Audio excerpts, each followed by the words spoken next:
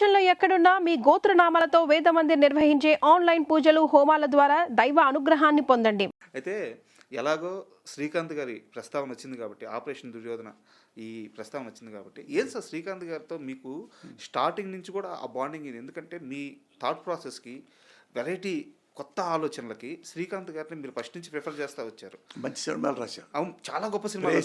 ప్రేయస్ రావే కానీ ఎంత లవ్ స్టోరీయో, ఇక్కడ ఎంత సోషల్ ఫిల్ము, రెండు ఎక్సలెంట్గా చేసి.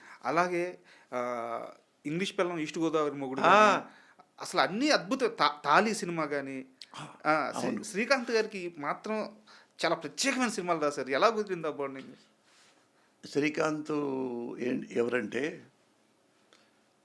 సినిమా ఇండస్ట్రీలో నాకు ఫ్యాన్ ఉన్నారు. నేను ఫ్యాన్ని ఎవరికి? హీరో కృష్ణ గారికి. నేను హీరో, ఆయన నాకు చిన్నప్పటి నుంచి ఇప్పటి వరకు కృష్ణ. అప్పుడప్పుడు రామారావు గారు ప్రేమించేవాడిని. అప్పుడు పెద్ద ఆయన కాబట్టి నాకు ఎప్పుడు కృష్ణ గారంటేనే ఇష్టం. నాకు ఎప్పుడు 100%. ఆయనకు ఎప్పుడు కంటూ ఎవరు రాయిస్తే దెబ్బ తగిలింది ఏలూరులో ఎలక్షన్లో. రామారావు గారికి తిట్టాడని వాళ్ళు రాళ్ళు వేశారు. పాప రాత్రి కడులో పొడుచుకుంది కృష్ణ గారికి. అప్పుడు ఆపేసి ఏలూరులో జరిగింది. ఆపేసి మద్రాసులో మళ్ళీ ఆయన షూటింగ్ చేస్తున్నాడు.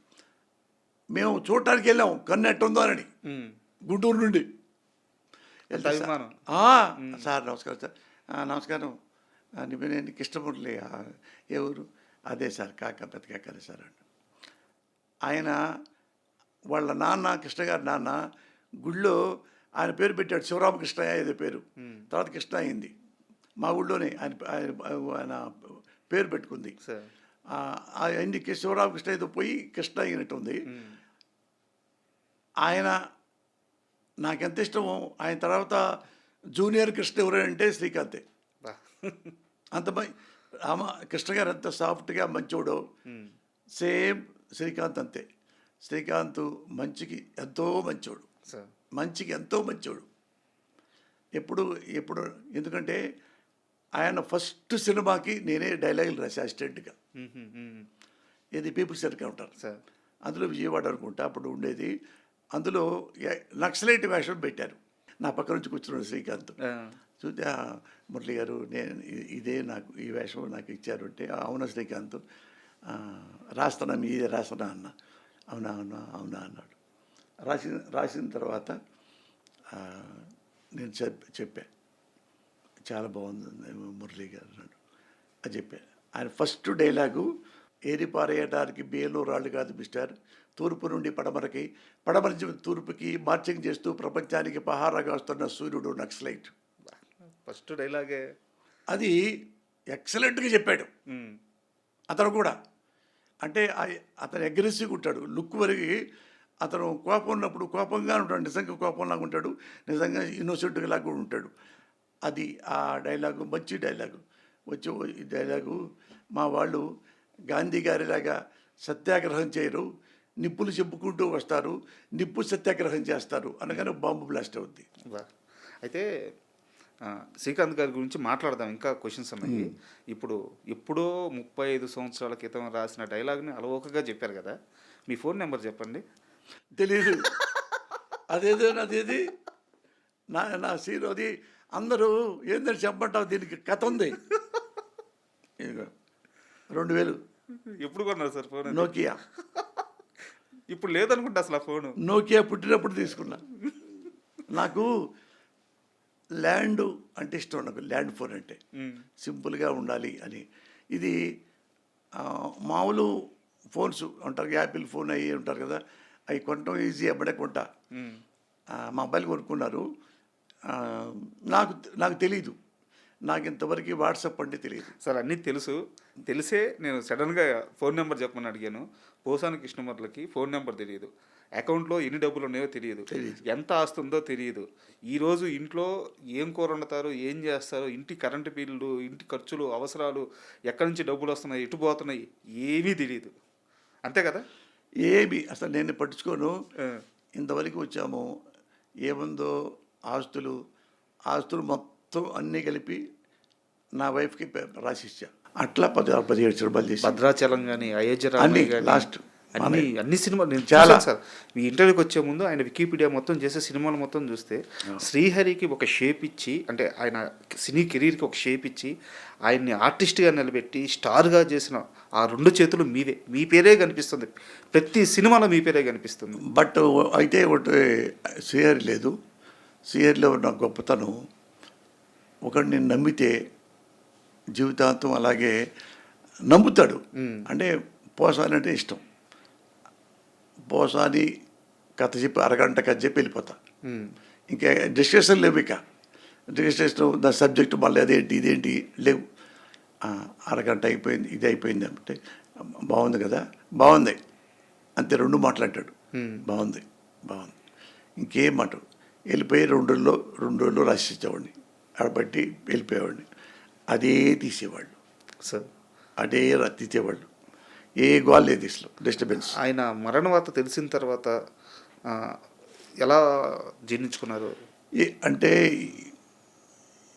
ఏం మనం అంటే డ్రమ్టిక్గా మనం చెప్పుకోలేను కానీ, అంటే ఎట్లా ఉంటుందంటే జీవితం అంటే కళ్ళు తెరిస్తే జననం, కళ్ళు మూస్తే మరణం, రెప్పపాటే ఈ ప్రయాణం. సార్, ఇది అనివార్యం. రేపు పోసానికి కృష్ణుడు తెచ్చిపోతాడు, ఇంకోటి పోతాడు. అందుకని ఇందులో ఆ డైలాగ్ పెట్టేది, హలో అంటేనే ఇది జననం, జీవితం. జీవితం. చలో అంటే అంటేనే శ్మశానం. అది దీనికోసం ఇందుకురా ఎంత బాధపడతారు. ఇప్పుడు ఏం సాధించాల్సిందే. ఎప్పుడు ఎవ్వరు నేను సాధించాను ఇది అంటానికి ఏమి లేదండి సార్. మీరు ఇప్పుడు వచ్చేది ఒక చీమలు గూడు పెట్టి వెళ్ళిపోతుంటాయి, ఇంకో చెవు పెడతా ఉంటాయి, ఇంకో చెల్లి పోతూ ఉంటాయి, ఇంకోళ్ళు పెడతా ఉంటాయి. మనం అంతే, ఈ రాసుకుంటూ వెళ్తుంటారు, పోతూ ఉంటాం, మళ్ళా వస్తూ ఉంటాడు ఒకడెవడు, మళ్ళీ ఇంకోటి రాస్తూ ఉంటాడు, మళ్ళీ పోతూ ఉంటాడు.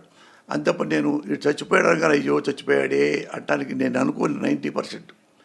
మా నాన్న ఒక్క విషయంలోనే, మా అమ్మ విషయంలో ఒకసారి నా కన్నీళ్ళు వచ్చినాయి. అంటే ఈ మంచోడే అన్యాయం చచ్చిపోయాడే అంటే చావడానికి టైం ఉంటుంది. అంతే కదా సార్. మనం వెళ్తున్నాము, ఇప్పుడు నేనున్నాను, చచ్చిపోయిన పెద్ద ఇష్యూ కాదు ఇది, 60+ అన్నా కానీ ఇప్పుడు అది మనము చచ్చిపోతాము అనేది నాకు భయం లేదు. ఇప్పుడు చచ్చిపోతాము అనే భయం నాకు ఎప్పుడు లేదు. Very cool. నాకు దాని మీద ఇప్పుడు అమ్మ 100 ఏళ్ళు పడితే బాగుండే అట్లా లేదు సార్. అంటే అన్నీ సాధించుకున్నా షార్ట్ టైంలో అన్నీ సమకూర్చా. ఇక నేను చేయాల్సిందే లేదు. అందుకని మంచి పనులు ఉంటే చేయటం. సార్, అయితే ఒక హీరోతో మాత్రం మీకు అమితమైన స్నేహం, అమితమైన ఇద్దరి మధ్య మంచి పరిచయం కానీ స్నేహం కానీ మొత్తం ఉంది. ఎప్పుడు ఎక్కడ బయట పెట్టలేదు మీరు హరికృష్ణ గారితో. హరికృష్ణ గారికి పడిన ప్రతి సక్సెస్ మీరు రాసిందే డైలాగ్స్ అన్ని. అవును. పైగా ఇద్దరి మధ్య మంచి బాండింగ్ ఉంది. లాయర్ కూడా రాశా. లాహిర్ అవును, సీతయ్య కానీ మీరంటే భలే ఇష్టం అంట ఆయనకి. ఫ్రెండ్, అదే ఫ్రెండ్షిప్. ఆయన ఏ పోసానే అంటాడు అన్నా. నేను షూటింగ్కి వెళ్తానా, రైటర్గా పను అప్పుడు రైటర్గా ఉండేవాడిని, ఇది చేస్తానా అయ్యి అడగడు.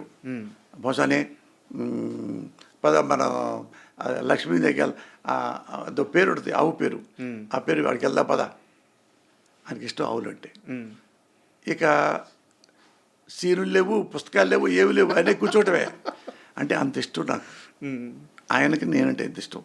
ఎక్కడికి వెళ్ళడు అతను, ఎవరికి వెళ్ళడు. ఇంటి దగ్గరికి వెళ్ళటం కానీ చాలా చాలా ఆత్మగౌరవం ఉన్న మనిషి సార్. అంటే అన్న మా ఇంటికి రాడు, ఏది అడుగుకుంటున్నావా, వెళ్దాం పదా, రావా అంటావేంటే, వెళ్దాం పదాను పదా ఇంటికి వెళ్దాం. బట్ ఆయన బయటికి ఎవరి దగ్గరికి పెద్ద వెళ్ళడు. ఆయన హోటల్ ఉండేది, వెళ్ళి హోటల్లో ఉండేవాడు. ఆహ్వానం ఆడే కూర్చునేవాడిని కూడా వెళ్ళి, అక్కడే కూర్చునేవాడిని నేను.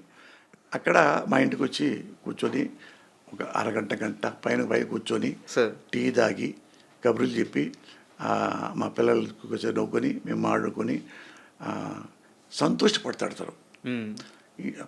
భలే ఇల్లు కట్టావా పోసాని, బాగుంది ఇల్లు, సార్ బాగుంది, ఎప్పుడు సంతోషపడతాడు. ఎన్టీ రామారావు లాగా. ఎన్టీ రామారావు అంతే, ఎవరైనా బాగా సంపాదించుకుంటున్నారంటే ఎన్టీ రామారావు ఇష్టపడతాడు. సార్ ఇష్టపడతాడు. ఇంకేమైనా కావాలా అబ్బాయి నీకు, ఇంకా పైకి రావడానికి, రామారావు అంటాడు. హరికృష్ణ అంతే. ఒక రచయితగా, నటుడిగా ఇంత ప్రయాణం ఉంది కాబట్టి ఇండస్ట్రీలో, ఇప్పుడున్న జనరేషన్లో పోసాని కృష్ణమూర్తికి బాగా నచ్చే హీరో అంటే ఎవరు? నటన పరంగా కానీ. రెండు ఉంటాయి.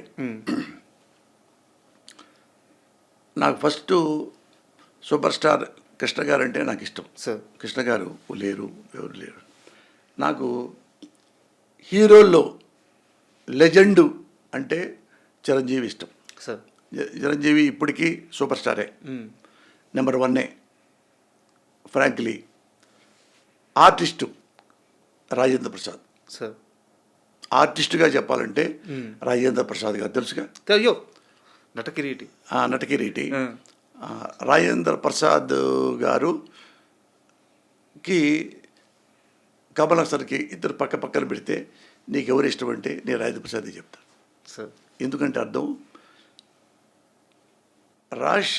రాజేంద్ర ప్రసాద్ బిహేవియర్ ఎట్లా ఉంటుందంటే, ఇప్పుడు కామెడీ సినిమా, కామెడీ సీన్ తీశారు, ఇది కామెడీ సినిమా అంటే కామెడీ అయిపోయింది, కానీ వెంటనే మినిట్లో స్పాట్లోకి వెళ్ళి కామెడీ చేసేస్తాడు.